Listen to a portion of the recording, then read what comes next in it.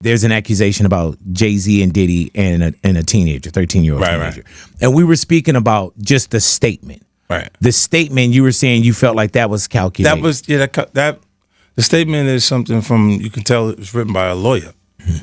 Because there's a point where it kind of gets aggressive. He says, like, you're going to find out, like how I'll handle this. Mm-hmm. Like, and that's an attorney want to be combative with another attorney. That's not like your publicist wouldn't say those things. This is on your. Who put that out? Yeah, this is on. 50? Yeah, it says, I don't know what's going on, but are we still going to have the Super Bowl? I'm just asking for a friend. Yeah, I'm asking for Kendrick. You know, Right. I'm just trying to figure out if we're still doing everything the way. Because look, they will fall back, but the NFL, they won't necessarily be associated to that. Right. Why do you not insert yourself, but you're on top of every topic, right? Yeah. I'm just watching. I'm participating. I'm being part of culture. I'm just telling you my opinion. Right. Look, because you're part of the culture. Like I can't say anything now. I'm out of it. I'm like I'm going to Dre's studio and just sit with Dre a little. Right. Bit. And then maybe I stay out of trouble. Nah. 50 Cent has always been known for his boldness, especially when it comes to his rivalry with Jay-Z over the years. The two have had their share of conflicts, but recent events have taken their feud to a whole new level. The latest twist in this ongoing rivalry came when 50 Cent took a swipe at Jay-Z once again, this time in response to the serious allegations surrounding him that have been making headlines. They are reserved for someone else. They're not supposed to be sitting. That's brutal. That's so brutal. Man, hey man, Fat Joe in the World Series. We just recently had Fat Joe in. Yeah. And Fat Joe came in, man. And first off, he said, "Man, I'm wearing my ass kisser outfit." He came in like a purple hoodie, some Laker gear. with some. But and Joe's my guy. And at one point, you and Joe wasn't seeing eye to eye. Yeah. And he explained that too about Chris Lighty and you know what I'm saying. Like you just see things that in due time, grown men came together, and y'all really like even Buster. Yeah. Like and Bust went out with Final Lap. Yeah. But it was at one time where you and Fat Joe like y'all weren't cool. And it's look, Joe's the kind of guy that you want to be friends with. He's loyal to a default. Right. Mm-hmm. Right. And at points, like if that person's not, if you don't have the connection with them, you're going to just not like it because you're going to be like, what's wrong with them? Right. Like you don't have an issue, but it seems like you're uncomfortable. Yeah. Association. If a person's uncomfortable with your success, then they shouldn't mean anything to you. Yeah. Right. And at that point, that's what I was getting off him and that vibe. Big. So I'm just like, nah. Like, and I didn't I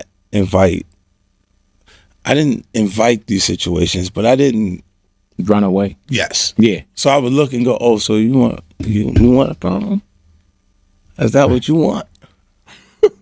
Hey man, I was already in mode for that. Like the vehicles is bulletproof and bomb-proof and everything, and I'm like, what? I'm already geared up for the whole thing. So it's like I'm like, oh, you thought you was like different.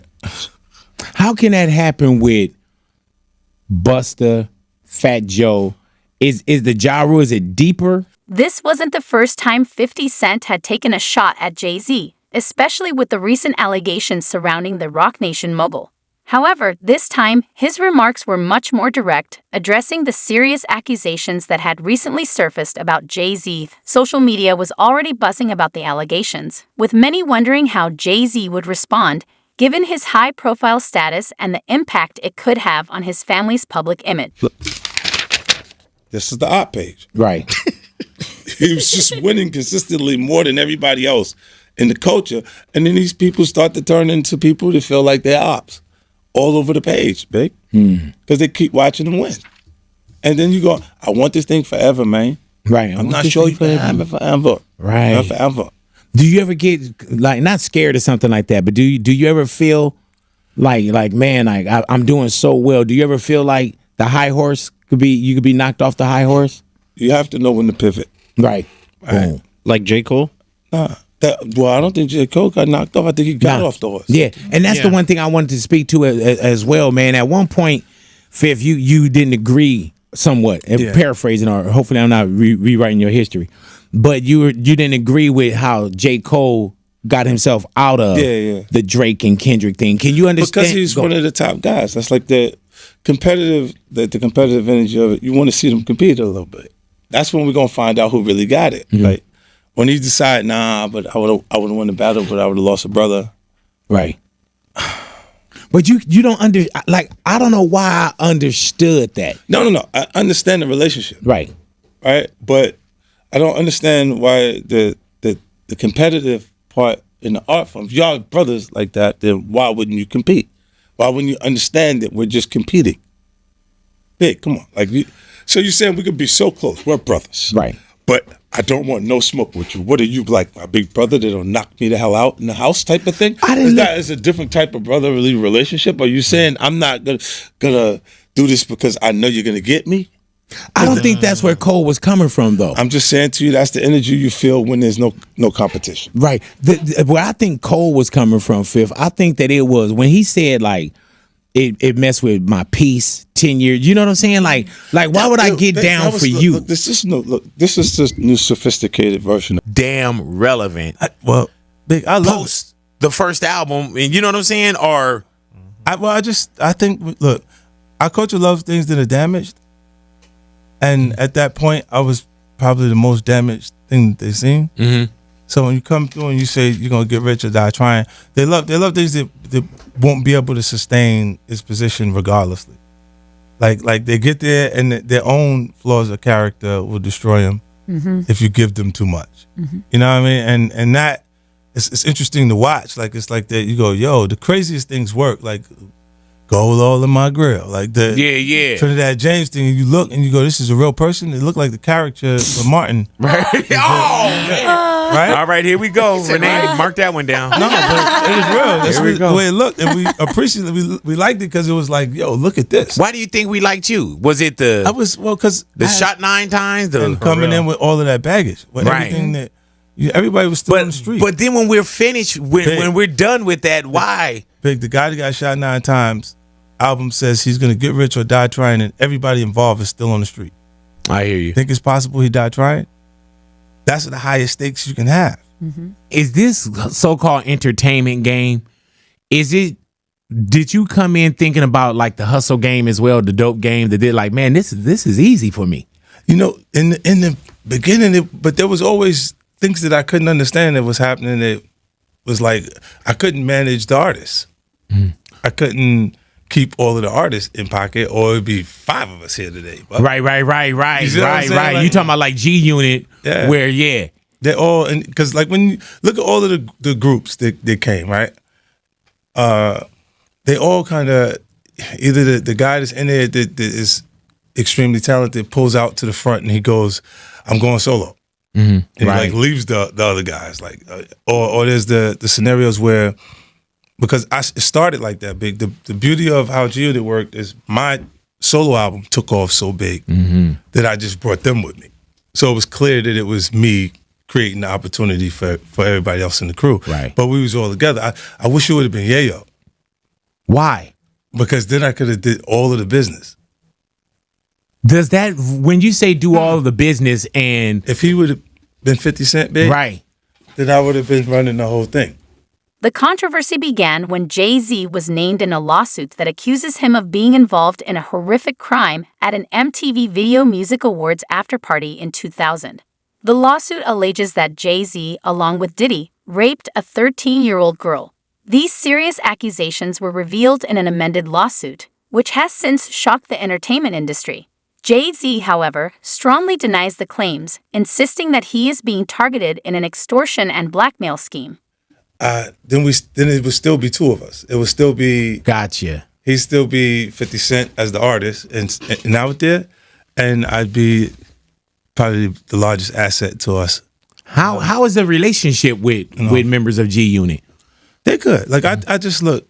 I think that they create their own path, and everybody does in life. Like they just it's different things. Like certain things I don't believe in big based on. I think the things you go through make you who you are. And in my journey, like there's certain things that I'm not really, I don't even let it into my system like that. Like I think depression is a luxury. Wow. Because where I'm from, you can't afford to be depressed. You got to pay the bill, right? Right. So you gotta go to work. You gotta get up. You gotta go do what you gotta do. It got people right now that's at work that don't feel like being there, but they got responsibilities, so Yes, they go. sir. They feel uncomfortable while they're working, while they doing what they gotta do. Like, and when these guys get in a slump and they just decide that they're not gonna do anything, I'm like, where they do that at? Right. Even when you're on the street, you got a pack. You just decide not to come outside. Yeah. They're gonna beat you. You're gonna beat to death. Wait till you come out. They're gonna beat the. Yeah. When are you in Ja Rule? Now, look, see, for me, Big, it's me performing music that takes people back to a different time period. Right. Right. You can't change it up. Right. This is what it was recorded. You This is say what it you like want to hear. this. Yeah, and I'm gonna do exact line for line where it was, because music marks time. When it comes on, you feel like you felt in the period that song was special to you. Why have it in the show though? Right. Well, it's your song. Because it's a Yeah. song. Right. I'm doing a set list. Right. I did music from, like I said, when Nas and them, like a big part of, like it was a huge crowd Yeah. on the stage. It turned into a park jam. Like it was like, it wasn't even the Summer Jam show anymore. Like it was like, I bet you we counted, it'd probably be about 80 people. Oh, 100 Lord On have stage. mercy. Yeah. And not, like, that wasn't my entourage. So on the plane, did you and Ja Rule, did y'all have any words like, hey, how you doing? nah, like I knew he was there before I got there. On the plane. Yeah. Man, so do y'all see each other? Not like I saw him. Yeah, we sat right in first class. Like he sat on the other side, of, like by the window. So somebody sitting at the actual edge of it. See, and then I sat down and I kept getting up and. In response to these shocking allegations, Jay-Z's legal team issued a statement strongly denying any involvement in the alleged crime. They accused the victim's lawyer, Tony Busby, of trying to blackmail him. Jay-Z went further, stating that the situation had the opposite effect of what the alleged blackmailers had intended. Instead of feeling pressured to settle, Jay-Z said it only made him more determined to publicly expose the truth. I will not give you one red penny, he boldly declared in his statement. Look, Jay-Z and them was putting it together. So I think they still harbor some energy towards me.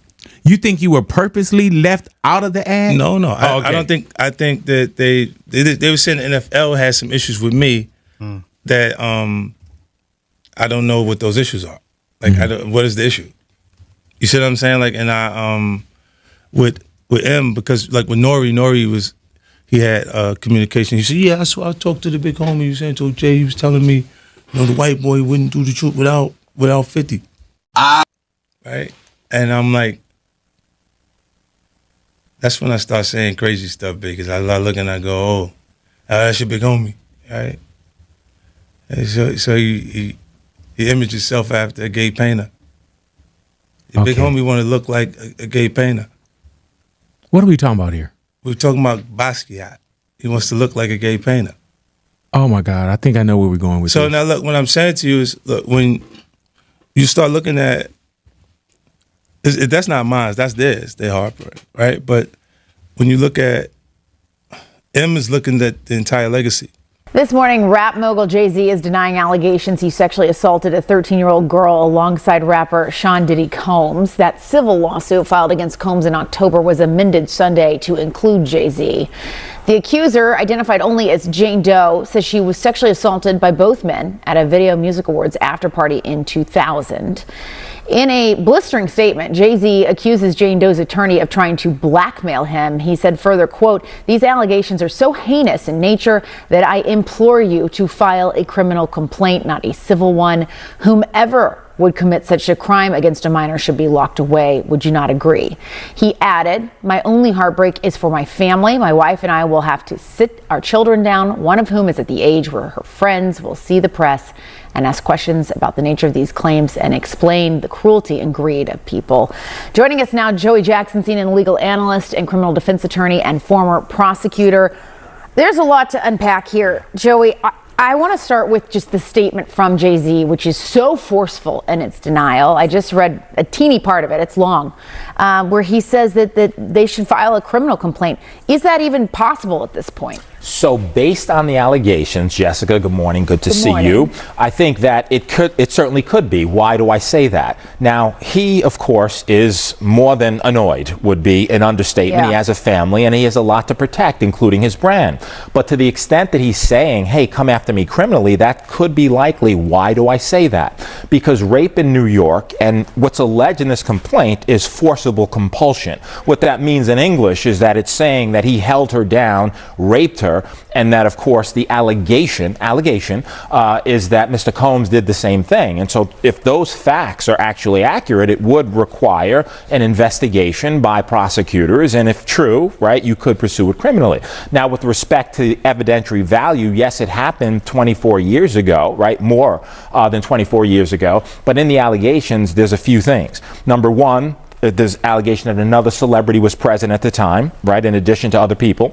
Number two, there's the claim by the victim, right, that she left, that she went and she was seen by a gas attendant who saw her in distress. Number three, that she phone called her dad, who showed up, the 13-year-old, and now removed her. So civil complaint, simply allegations, needs to be proven in a court of law, but if true, it could rise to the level of criminality. The timing of Jay-Z's post was especially significant because his appearance at the Asterisk premiere had already raised eyebrows given the ongoing allegations. While Jay-Z was there to support his daughter, who had a role in the film, many social media users couldn't help but scrutinize the optics of the situation. In the midst of such serious accusations, some questioned whether Jay-Z should have made such a public appearance or if it was an attempt to distract from the controversy. As always, 50 Cent, the instigator, wasted no time in adding fuel to the fire. So what happens now is this is simply a civil complaint. And in a civil complaint, it goes through the technical legal process. Now, the distinction, Jessica, between civil and criminal, of course, is that civil is for monetary damages, right? The system can only reward you with money. There's allegations that this 13-year-old is suffering from post-traumatic stress disorder, suffered depression, etc. So now you go to fact-finding, right? Before that, just briefly, there was a demand letter sent. And a demand letter is a letter being sent by a lawyer saying, hey, I don't have to sue you. We can sit, we can mediate it. If we reach an agreement, it never sees the light of day. Jay-Z saying, I don't care about your demand letter. I look at it as blackmail. You want to sue me, sue me. You want to look at it criminally, look at it criminally, but it'll go through the fact-finding process. If a trial is necessary to determine the facts, that's what will happen, but it'll be deemed civil. No indication at this point as to whether or not any criminal investigation will ensue as a result of this. Yeah, and Jay-Z came back incredibly forcefully against these allegations and really singled out that attorney as well for being, I'm paraphrasing here, but greedy, saying he's out to get money, and calling that letter essentially blackmail. Yeah, and in addition to that, Jessica, also suing the attorney, saying he's intimidating him, harassing him, etc. Now, demand letters are not new. What lawyers do is they send them out as a matter of protocol and practice so that you can expedite the process. At the same time, there's certain ethical standards that you have to use, and you have to have a good faith factual belief that this is true. Now, you can argue this complaint was filed in October, right? Could have mentioned Jay-Z then. You didn't. Why? It was amended now to include him. Are the factual assertions true? Are they fact or fiction? Is it a money grab or not? All of that will be litigated in a court of law, but according to Jay-Z, this never happened, is pure fiction. It is a money grab, and he's fighting for his name, reputation, and certainly innocence and justice in his view, which is he didn't have anything to do with it. Yeah, and you touch on a point, too, that I wanted to ask you about, which was that this was an amendment to this already existing lawsuit. What are people to take away from that? The fact that they're coming back and adding to this now with this specific name. Yeah, Jessica, so it depends. That's also common. You could amend lawsuits, right, as a matter of course, and you do, to include certain factual allegations. The interesting thing to me in terms of your question and the takeaway, if you had this information about Jay-Z, it happened allegedly in September of 2000, why not include it in the original complaint? What happened between October and now that necessitated you putting in, and it's a question of credibility. Was he celebrity A, right, as was noted in the October complaint? Is this pure fiction? And what's interesting in the complaint is he really, that is the lawyer, tries to tie Jay-Z to Mr. Combs in so many ways, right? Birds of a feather is the argument that he's making. You can make that argument. You need the facts to sustain it. Let's see if they come up with anything. This wasn't the first time 50 Cent had targeted Jay-Z over the rape allegations. Earlier, he made a post that seemed to mock the situation, suggesting the controversy could even impact the upcoming Super Bowl, where Jay-Z's Rock Nation is heavily involved in organizing the halftime show. 50 Cent cheekily asked, "Are we still having the Super Bowl?" voice. While the comment was vague, it was clear that 50 Cent was implying Jay-Z's involvement in the Super Bowl could be at risk due to the ongoing scandal. This wasn't just a casual remark. 50 Cent knew exactly what he was doing. By using the high-profile nature of the Super Bowl as a backdrop, he effectively highlighted the seriousness of the allegations, adding extra weight to his jab. Jay-Z told Dr. Dre, just for people who's not up on this, or Eminem, that he didn't want you to perform part of that Super Bowl they had a couple years ago. Why do you think that is? Well, I just threatened. Possibly. Not even threatened. You know, I think it's just when you take the competition from like our culture is competitive, man. It is, but I think when it goes past the music itself to blocking things in business, then I don't understand that. Like right now, he's not even competing for a slot. You don't have a new song out that he want to be on the top 10 or top 5, and you still competing. It don't make sense. Like, what are we competing for? What's the goal? Like this even like a lot of this, even a lot of the competitive stuff, or what we would call it beef, right? And it changed. That terminology changed from when it's Biggie and Tupac, because we start saying the things that people would say that cause beef in the environment. When before that they called it battling in our culture. Right. Because that's what it is until it turns into some street shit. So when you're not competing for those things anymore, and you start looking and you're going, so what was the problem? You can't exactly remember what the problem was. That's what went through with Joe. You know, in light of the things that Jay-Z is now dealing with, he is like put his foot on the gas. Ooh-wee. You think he's enjoying himself? I think he's Is 50 Cent enjoying himself? Two of the homies that he was constantly fucking with, or trying to fuck with, in the hottest of water. One more than the other, obviously. You know. I say he's having a terrific time. Yeah. I got to commend him on one hand, because for him to be in that position and speak on what's going on before Cats was ballsy enough to do it, or to say it, or fear of being blackballed or whatever. He didn't give a shit. Blacklisted and whatnot. Fifth never cared, and he was like, you know what? I've done my thing. I've got my money, so even if that happens, I'm straight. I'll just cash out, type of thing, right? You get the sense that that's what he said to himself. That's the thing, because he could create his own platforms. He's got that kind of money. It's like, oh, well, if you shut me down here and you shut me down there, fuck you. I got my own network. Yep. And I got the money to put my Yeah. And he never. That's why 50 don't back down. He's like, back down. That's what I love about him. I get it. 50 was one of my favorite rappers when he came out, because he brought that grimy shit back, like that non-give a fuck punk rock hood shit. Yeah, at the time. In terms of, I don't care what you think of me. Yeah, I'm gonna come ball out, and if you don't like it, eat a dick. Word, thank you. And and not to mention that a lot of his songs were dope. His mixtape albums. Woo! He did a lot of songs better than a lot of the artists that did those songs. Yeah, did that mixtape run, which is hard to do. And he did volumes of those mixtapes like that. He did. Then he came with his album and just splashed everybody. I know. Yeah. I tell you, that made two motherfuckers made me sharpen my steel as a rapper goes.